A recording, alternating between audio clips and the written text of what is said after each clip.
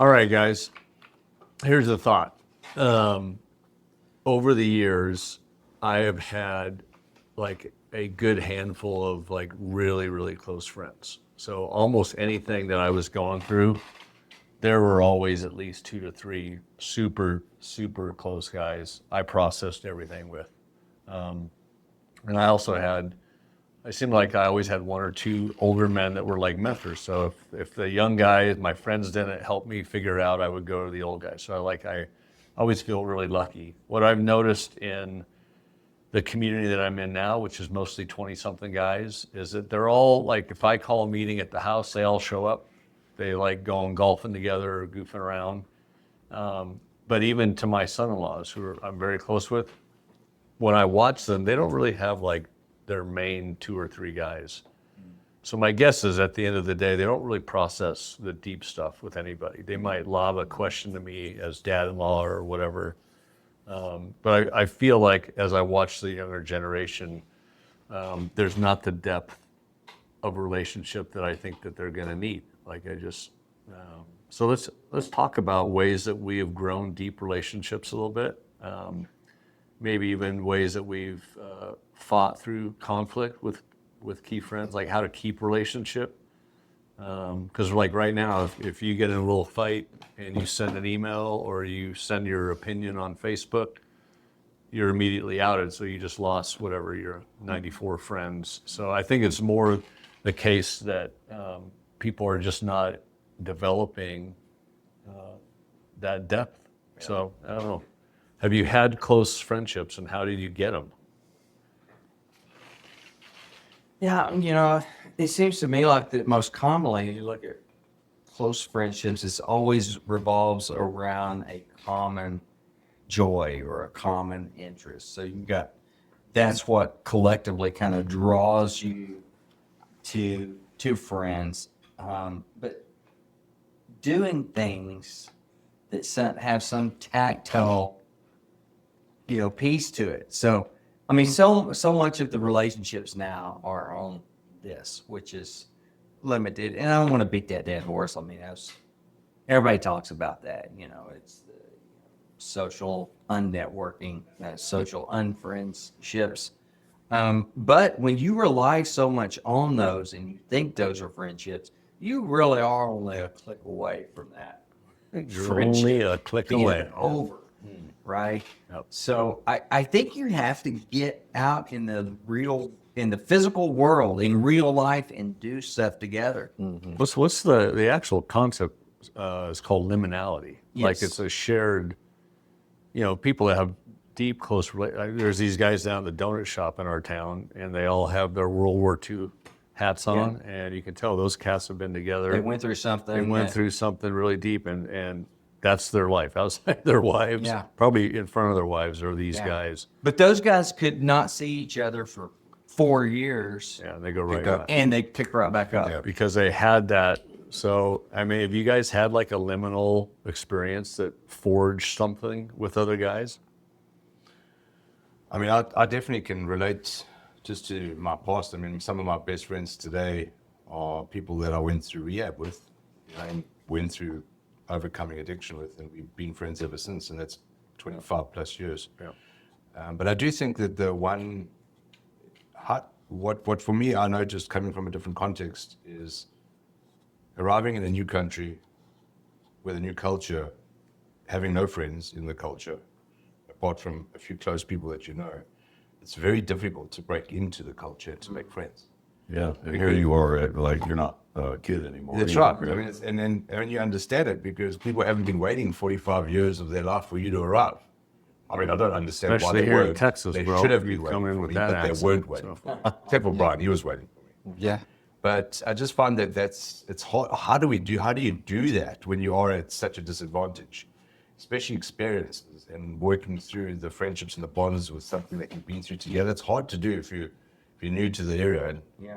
And so, I mean, that's, I suppose, maybe more of a question than it is an answer. But for me, I found that that's been a huge struggle for both me and my wife, coming to Texas and living in Austin, being alone, finding people that we can do life with.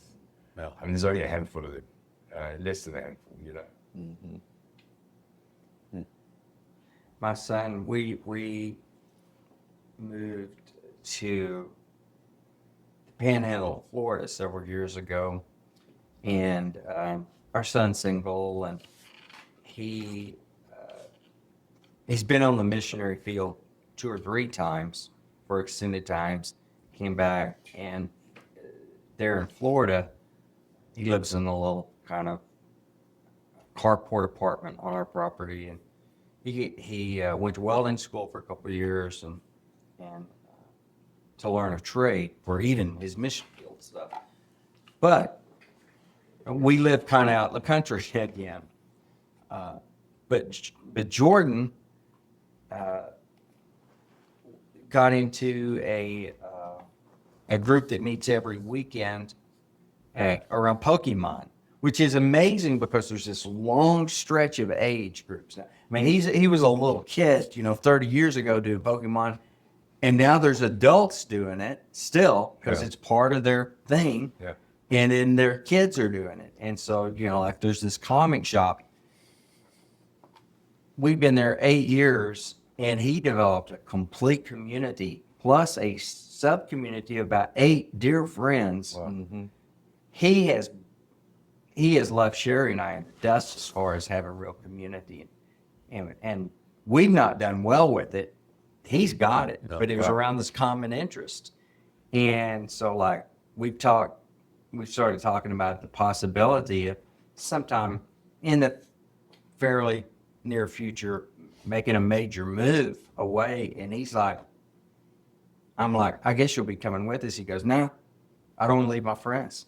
He's like, no, I'll be staying. Wow. Because of his friends. I'm like, that's pretty rare. So nowadays. it's commonality, and you guys were talking about liminality, right? Yeah. Which would be going through something together, more Right. like something that galvanizes you. So it sounds like both of those things are critical, right? Yeah, both of them. Yeah. Can you think of another one? Commonality, liminality. I think that somewhere you have to start risking, right, for friendship. You have to risk vulnerability to have a real friendship. And you're going to get burned a few times doing that, so people may retreat from vulnerability. So you have to, I don't know, maybe people don't have a strong enough sense of self to risk it. Like if this fails, then it's really going to mess me up or whatever, whatever. But I find that the ability to be authentic and real, risking that, to me, is what takes it from just a common acquaintance to a friendship. Yeah, it's good. Feeling back and It's good.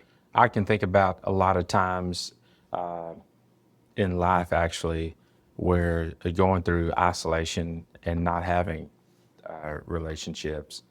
And I go back and think about you get in these patterns in life where you get up, you go to work, you go here, you go there, you come back home, you look on your phone, you check your social media. The next day, it's like Groundhog Day. It's the same thing over and over again. And really being intentional about getting out of those rhythms and putting yourself in new environments. And I wish I would have known this when I was younger, to really lower the bar and lower the expectation related to thinking I could disrupt that cycle and go out one time and I'm going to find a lifelong friend, and really had a little bit more grace for myself in saying, you know what, you need to go here and you need to just go try this, and find the thing. Maybe it's some sort of club, maybe it's riding bicycles or a running group or working out at the gym, Mountain climbing group. Mountain climbing group, yeah.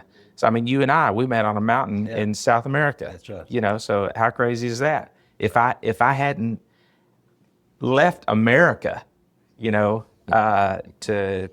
people just need to leave their living room. yeah, that's right, yeah. So, and so now I got a lifelong friend right here, but I can remember, stepping out into a new environment that I wasn't used to. It was strange. It was weird. It caused some anxiety, and I had to overcome that. Yeah. That's good. I still think just go, the old school meeting time. So you figure you were just talking about the different schedule. Yeah. You know, when it was really working in my life, and I have that again now, it's when we just said every Thursday night, let's be here. So, and that's, you know, my wife ends up realizing, oh, every Thursday night, Hugh's down at the Irish bar. So just to have that locked in, that Yeah. means any guys I'm sort of doing surfacey connection with during the week, I can easily now, instead of going, hey, we should get together. Yeah. That never happens, but I can go, hey, we're always down Thursday night Yeah. from 8 to 10. But you And- have to intentionally do that. Yeah, you right? do. You It's have gotta to be you have to intentional. build it into the schedule. Yeah, and we've lost that. There was a book written several years ago by a guy named Robert Putnam called Bowling Alone. And he's a sociologist, and it's really a fascinating study. And the reason it's called Bowling Alone is because they found in recent, I mean, this was like, I think this book was written 12, 14 years ago. They had found that bowling had a resurgence in popularity, and there were more bowling alleys being built, but leagues were dissipating. People literally Bowling were alone. bowling alone. And so it throws him into this deep research and some crazy statistics, just mind-blowing statistics. Like in the late, like 1958, I'm pretty close to this stat, it was like 45% of Americans played bridge with friends and neighbors once a week. Wow. Yeah. In 1958. People got together. That's second only to church attendance back then. Yeah, it would have been. Well, it would have been But- probably with the same people. that Yeah. you- Yeah, maybe Yeah, so. yeah. But people did stuff together, you know. I mean, you think about us older guys, when you got married, one of the things that the wife hoped to get was a fine china set, Yeah. you know, for when you had friends over. You don't even need that anymore because you're not going to have anybody over. Yeah. You know, people that just don't, they don't have people over into their homes. They don't have neighbors over, into their homes for dinner and things like that anymore. Yeah. So you have to be intentional about it. Like I'm thinking right now, I was just going through my schedule. I have 5 times a week that I haven't, like it's on the schedule. There's a morning time with about 30 guys in our coffee shop. Yeah. But there's 3 guys. They're older. They're my age. They're like they're my mates. Yeah. So if I'm really struggling, I'm not going to tell the 30 young guys. I'm going to wait till I got the Wednesday meeting with these guys. Right. So and it might be too much, but I think if you're starting, you do have to go, where am I going to connect? If you go, I got no friends right now, then I would go where you guys were talking. Like start with, figure out what you love doing and join an existing community. So if you're into working out, then, instead of bowling alone, working out, walking around a gym, Yeah. doing a few bench press, force yourself into more of a CrossFit or a yoga group, like do something with people. And I think immediately you move into at least conversation. And even little things, and you remember so you and I, Hugh, we got a common close buddy, Brad Briscoe. You remember Brad talking about working out and being on the treadmill. And he always putting his earbuds in, putting his earphones on, listening to music or a podcast or whatever while he's on the treadmill.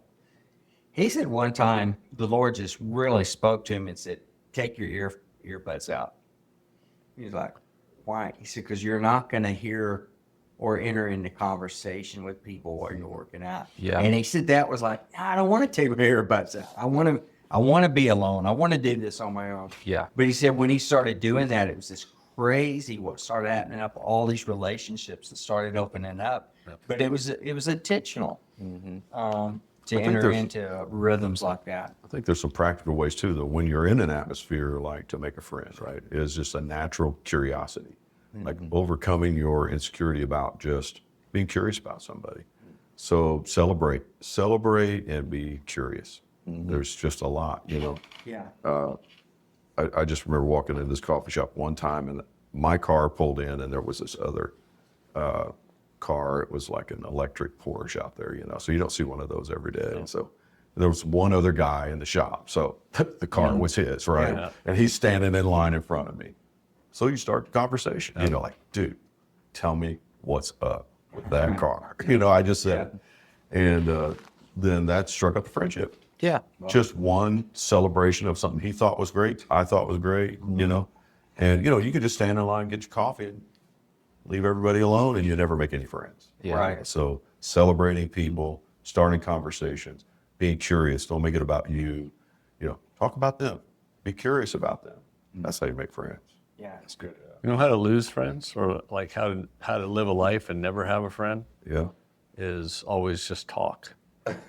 Like seriously, like what caused you to want to be with another person is when they actually are interested I'm a in your master life. disengager. You have disengagement Well, skills. like I had to tell my adult daughters, till Allie McKenna a few months ago, I'm like, hey, do you know that there are a lot of people, because of my travel, that actually don't like me? Like I use a different word, but they think your dad is a blank. And I said, do you guys have any idea why? And Allie goes, oh, I know exactly why that is, Dad.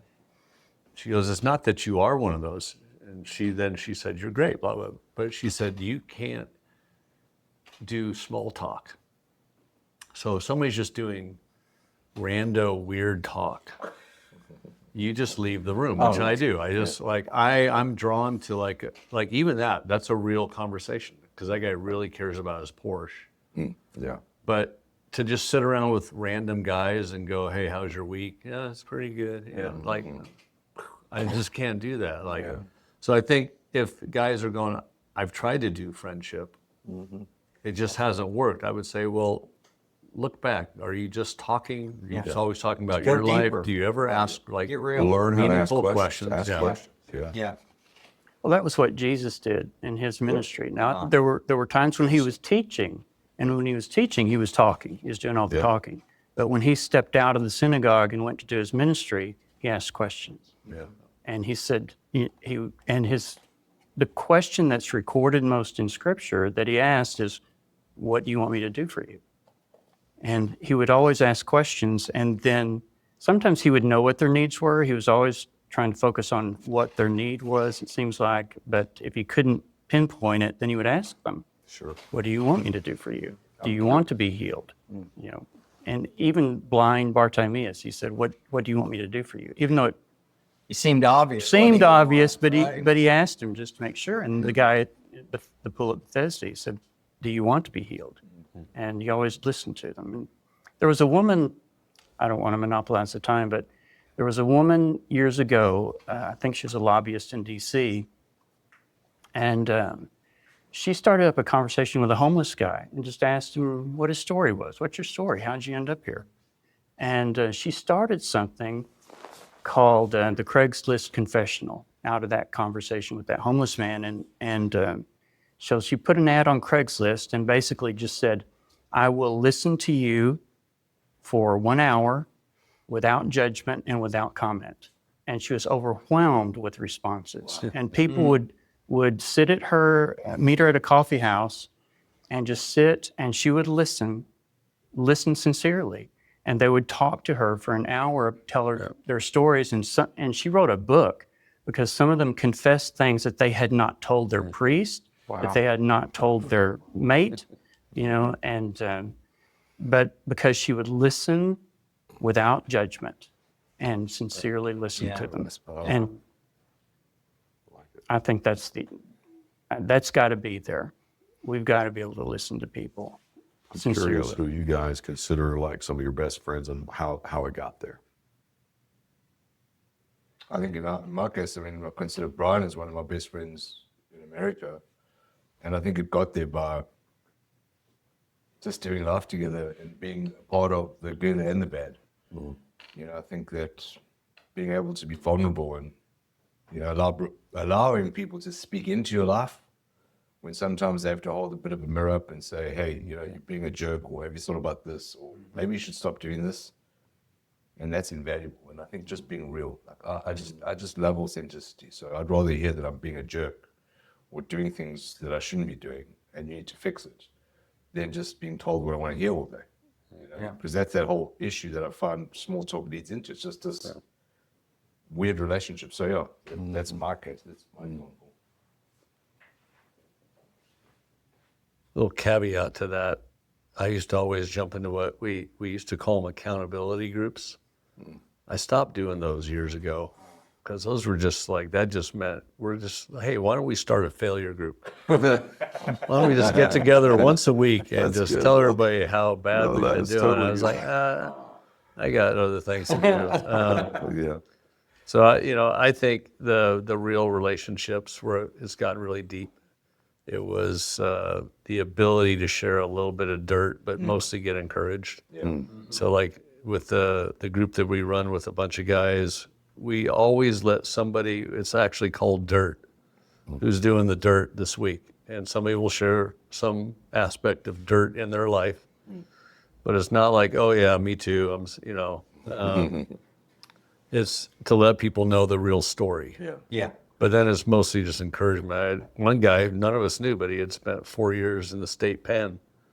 So he goes, here's the dirt on me, boys. You didn't know this. And we all just fell in love with him even more. He's like, I've never been more encouraged in my life. Like, we thought it was cool. But I think some vulnerability, but not just like a focus on, like, let's have the purpose of our meeting to be to tell each other how we're screwing up all week. Yeah, it's good. Well, for trying to me, think it of- seems like it crosses over an acquaintance crosses over into a real friendship when there's that Bible verse that says, "Bear you one another's burdens, and so fulfill the law of Christ." I mean, that's an amazing statement that doing that one thing, bearing one another's burdens, fulfills the law of Christ. And Brian is a real friend, genuine friend of mine, and he crossed over that. From just being acquaintance and just talking to me about casual conversation to really being interested in my life, what my struggles were, what my interests were, what I was involved in. And he prays for me regularly. He's told me that. And I think that's a key. When we take on each other's interests and struggles and we make them our own and walk hand in hand through life together, that's when it crosses over into a real friendship. I think there's some serendipity in, or just, I don't know, chance meetings. It's just people you jive with. And I think that's okay. Just like you're not going to marry every pretty girl, you know what I mean? Somebody's the one, right? Something about it, you just know it when you know it and you see it when you see it. And so I think there's something there. That's almost like a God thing. It's not anything that you can contrive. It's not, it just happens. Yeah. And I was trying to think of the answer to my own question, but I think it's probably people who can celebrate with you. You don't have, there's a lot of people you can't tell your victories because they just don't know how to take it or something. I don't know. They can't celebrate you. Yeah. They're not big think enough. Tagging on that celebrating is, something. So my best friend that I grew up with, going through school, we were buddies, went through a lot together. And then our lives kind of went, different paths. And then I moved, like 3 states away for 30 years. But we've always stayed in touch. But I mean, it might go 10, 15 years without a phone call or anything. But over the last few years, it's become, there was 4 guys that we were really close. We were kind of like the 4 musketeers. And then me and Kevin were really close. CJ and Ron were really close. About 3 years ago, and it's been about 3 or 4 years ago, Ron and I were talking one day. We were just texting. I go, we're getting old. We're not going to be around. And it's ridiculous. We grew up together because we grew up in a small town, so we all went to school together. We spent more time with each other than we did with our families. You think about it. And yet, one of us, it's going to be 3 of us at some point, and then it's going to be 2 of us. And it's just stupid that we don't do things together. Within 30 minutes, we had a group text, and all 4 guys had airplane tickets booked for us to, go somewhere together. And then it's been every 2 years, like okay, we're going to do that. And so we're going to Colorado this year. Well, when we did that first deal for about 3 days together, you know, it was like 1982 again, you know. And I noticed that when I would talk to Kevin on the phone, he started saying at the end of the call, "I love you." Did you, And did you that- give it back to him? I did. Really? Yeah, you know, and now that's just become normative. But, you know, it's like guys, you know, it's like, you know. Yeah. But I think that affection, I think we should say it. Affection, Yeah. yeah. Yeah, That's show another that aspect. of affection. it. It's like, you know, it's like, oh, that's not manly. No, that is very manly. Yeah, I mean, yeah. David and Jonathan loved each other, you know. So I think having that affection, sharing that, and then it just drives it deeper, you know. There's something that's happened there. And now all four of the guys are like, I love you, CJ. Yeah. You know, I love you, Lance, you know, but it's real. It's not goofy or anything. It's Yeah. just, Yeah. it's been good. Yeah. So I don't think we should shy away from that affection. What were you thinking of? Were you thinking of something on that regard? I just can't get away also from your friends sometimes aren't going to be in the packages that you may have an expectation about, or you're thinking that they're going to be this mold or something like that. I've gotten over that. Have you? With you, so. You know, being, y'all have kind of talked about this, but being intentional about adding value to people's lives, caring about people. You talked about asking the questions, you know, and whether you're at work, you know, and you've got a coworker, and you say, hey, let's eat lunch today, or something like that. And then asking them questions. And then some people, again, you're going to go, to your point earlier, you're going to go to lunch with some people, and you're not going to have that chemistry. Yeah. Sure. And you know what? No harm, no foul. That's right? right. And guess what? I'm going to ask somebody else to go out to lunch. Yeah. And yeah. Oh, I'll go. oh, you go. But then at some point, after enough lunches, the guy goes, hey, you don't know this about me, but I was in prison for 4 years. Love you. And you're going to go tell me more. Yeah. You know, definitely. There's so much more to the package than we realize so often. Right. And we miss out by not tapping into it. Absolutely. I want to tap into your years of experience in this area, because how do you maintain a soft heart? I mean, in all of our contexts, I mean, at some level of form, I've always been leading something, whether it was leading a business, leading a company, being the CEO, leading a church. And leadership puts certain pressures on you and makes it really hard to connect with people that are in your organization or in your business, because you can't really share your burdens. Then when you do try, sometimes it backfires because they take what you said as a friend and they're usually against you, right? Yeah. And so my question is how do you guard your heart, and how do you still say, how do you maintain a soft heart so that friendships are never off the table? Because we can have a knee-jerk reaction and just say it's more complicated to have friends than not. So I'd be interested to know how you guys have done that. And I feel like my closest friends, there's always been at least one major conflict somewhere along the way, honestly, you know. But I think I was drawn to these types of men originally because I knew if something ever happened, we could talk it through. And that ended up being the case. But sometimes it was our wives got sideways. And now we're like, oh, we got to talk about that. But it seemed like there was always like this teachableness. Okay. And soft, like it really was like a softness, like we cared so much about our relationship. Let's even help the ladies navigate, you know, this together, but let's pray together, let's be on this thing.